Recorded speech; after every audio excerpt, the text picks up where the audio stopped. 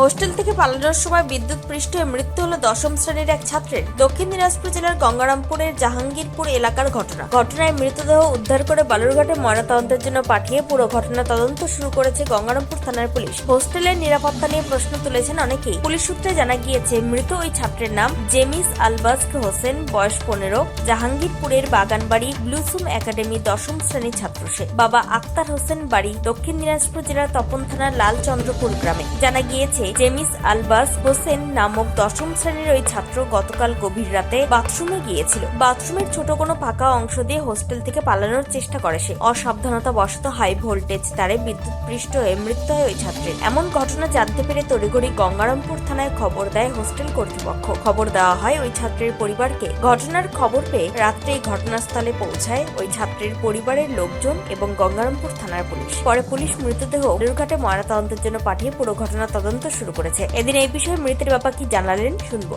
আমি তো কিছু দেখতে পাইনি, বুঝলেন। আমাকে রাত্রি 2:02 ফোন করেছে, মানে ওখান থেকে একাডেমি থেকে, ব্লুজুম একাডেমি থেকে ফোন করলো। বলছে যে একটা সমস্যা হয়েছে, তো আপনি একটু আসেন তাড়াতাড়ি করে।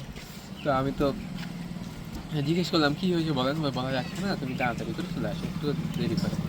তো মাকে বললাম চলো, রাত্রি 2টার সময় ফোন করতেছে। আমি কী যে ব্যাপার, না কোনো ছেলে কোনো যদি সমস্যা হলো না কী হলো, তো একটু যেতে হবে। আর আমি সঙ্গে সঙ্গে বাইক নিয়ে বেরিয়ে চলে আসি। এসে দেখছি ওখানে একজন বড় অফিসার, পুলিশ অফিসার আছে, আর কয়েকজন বিএসএফ দাঁড়িয়ে আছে সাইডে। এই যে এই এরকম একটা গাড়ি দাঁড়িয়ে আছে, গাড়ি ছিল দাঁড়িয়ে আছে। তারপর আমি বলছে, আমি তো অন্ধকার অতটা পরে দেখতে পেলাম ওগুলো, আর প্রথমে কিন্তু গিয়ে দেখতে পাইনি। তারপরে আমাকে বলছি যে করেন, আপনাকে একটু শক্ত হতে হবে, এরকম একটা দুর্ঘটনা ঘটে গেছে। কী হয়েছে বলেন।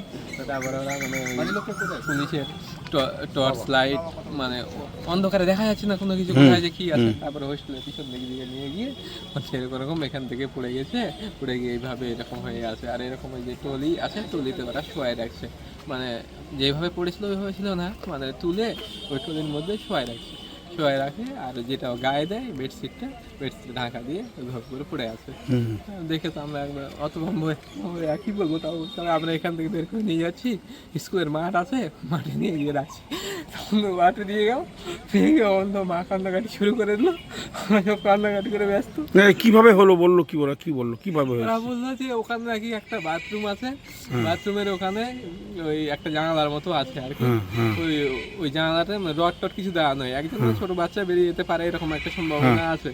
তো দিক দিয়ে বেরিয়ে যেতেই ওই পাশে নাকি বলছে ইলেকট্রিক, ওগুলো আমরা কিছুই মানে অন্ধকারে দেখতে পাইনি কিছু, বুঝতে পারছো। লাশের ওখানে লাইট মারলো, এরকম তোমার বাচ্চা এরকম হয়ে গেছে, ইলেকট্রিকের তার গেছে। তো পরে বলছে নাকি ওটা দিয়ে ভেন্টিলেটরটা দিয়ে নাকি বেরিয়ে গেছে ছেলেটা, এরকম বলছে। কেউ তো জানে না কি হয়েছে, ওনারাও কিন্তু সঠিক বলতে পারছে না কি হয়েছে, কখন হয়েছে। তারপরে বলছে যে ভেন্টিলেটর দিয়ে ছেলে হয়তো বের হয়ে গেছে ওঠার সময়। আচ্ছা, বললাম যে বাচ্চাটার নাম কি আপনার? ওই জামিস আলবাক্স হোসেন। কোন স্কুলে পড়তো? ব্লুজুম একাডেমি, জাহাঙ্গীরপুরের পাশে। ওখানে হোস্টেলে থাকতো ওদেরই? হ্যাঁ। আচ্ছা, প্রাইভেট। ওর নাম কি? ওই জামিস একাডেমি। আপনার নাম কি?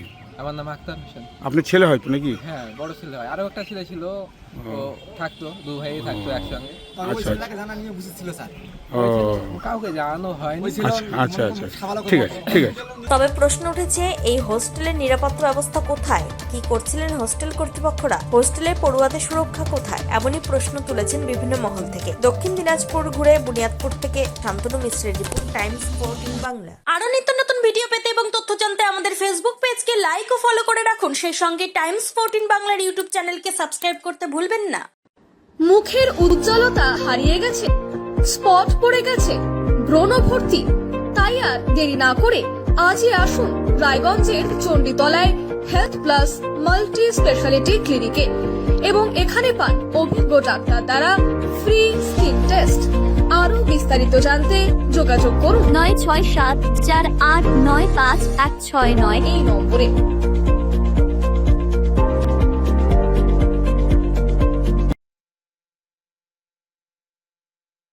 আজ তোমার বিয়ে, সাজলো নতুন সাজে।